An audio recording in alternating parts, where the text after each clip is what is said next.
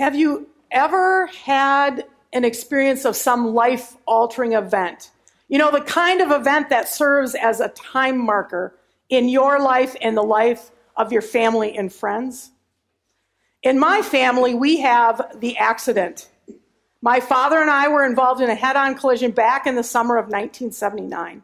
It was a life-altering event in our lives. And for a long time afterwards, there were all of these discussions about it, each person adding details to the story that they had heard or seen or experienced. And then we just continued telling this story. It was a way to process what had happened. And then our perspectives got merged and it became a single story. Anyone who was a part of our lives during that time knows exactly what we are talking about when we say the accident. We don't have to tell the whole story. We all know it because we lived it. But if I were to say the accident to anyone who wasn't part of our lives at that time, they would wonder what the story was behind those words. I'm guessing some of you are wondering it right now. Those words hold a much deeper story. And just so you won't be distracted, all three people that were involved survived. Okay, so now there we go. All right, so this word. So now in today's gospel, again, a reminder that this is actually on Easter Day. It gets confusing to me that we have Easter morning 2 weeks ago, and we've read from 3 different gospel accounts, 3 different things, and then it's easy for us to think that a whole bunch of time has passed. But in reality, in the morning, they have been told by Mary Magdalene and the women, we have seen the Lord, right? The tomb is empty. He's risen. And on that same day, these 2 disciples, they hit the road. They take off. They're going to walk 7 miles to Emmaus. Now, they aren't part of the 11 because we hear later on that they come back to tell the 11. But they are disciples of Jesus, part of this crowd that's been following him. So they hear this news that Jesus has risen after they've witnessed all of these horrific things that have happened. But they don't stick around. They take off. They're on the road. They go walking. We don't know the reason. The gospel writer does not tell us. It's a 7-mile walk, right? Lots of time to talk about and recount the events of recent days. And I would imagine that they were trying to make some kind of sense of what they had witnessed in Jerusalem.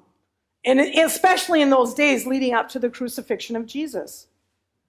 They're walking and talking about all that happened, and maybe they're asking each other, what should I do now? What do we do? I would imagine they would have been feeling helpless in the face of all that had happened to their friend and teacher, Jesus.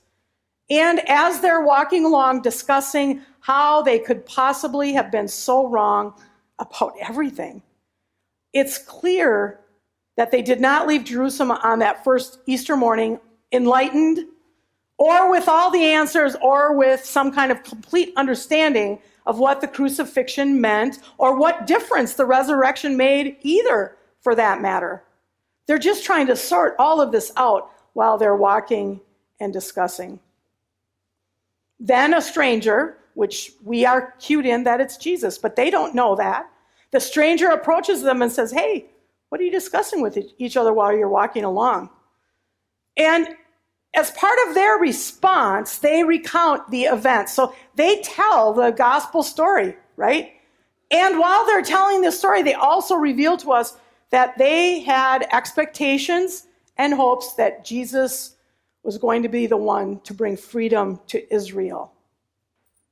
But they don't realize that this very embodiment of their expectations, this Jesus risen from the dead, is walking beside them. So what do you think you would have done after such a life-altering event had taken place?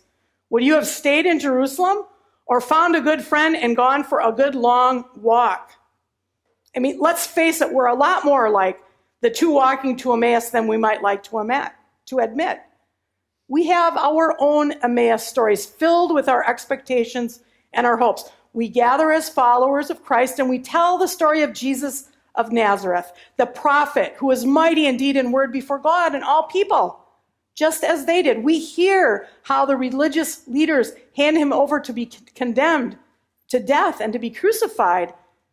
And like Cleopas and his walking companion, I'm going to guess that we leave Easter morning really hoping, at least I hope this is your hope, that Jesus is the one to redeem us. Now, we also might wonder, is the story of the risen Lord really true, or is it just some idle tale, as the world tells us? It seems that we leave Easter morning wondering what it is we ought to do in light of the resurrection. I don't know about you, but I wonder every day how it is possible to stand against all the forces in the world that are driving us away from God, that are trying to separate us from the love of God. Spend a day just listening to news, if you can manage it, and all of those things that are going on. And I just think to myself, what difference does this make, this life of faith that I am attempting to walk? And I'm guessing that some of you wonder that too. We don't leave on Easter morning totally enlightened, or with all the answers, or with any kind of complete understanding of what the crucifixion meant, or what difference the resurrection makes. That is something that we continue to try and sort out as we continue on life's journey. If someone asked you to tell the story of Jesus, right? When we are in this company, we use the word crucifixion and resurrection. But if you are not familiar with that story, what does that word mean? What's below the iceberg? What would you say to someone about the crucifixion or the resurrection, and what does it mean? Could you tell the story that these words hold for people who are not familiar with it? Could you share what it is that risen Christ brings, the hope that comes with the risen Christ? Now, we may not recognize the risen Christ as he accompanies us on our journey, but that is the promise. That even though we may not recognize Jesus, Jesus walks with us and meets us where we are, showing us who God is so that we might come to recognize the revelation of God's unconditional love for us. Christ continues to come to us in word, in sacrament, revealing divine love in the bread and wine that we will share today. It's okay to have questions. Talk to God about that. This is not something that is a single answer. We all have our questions.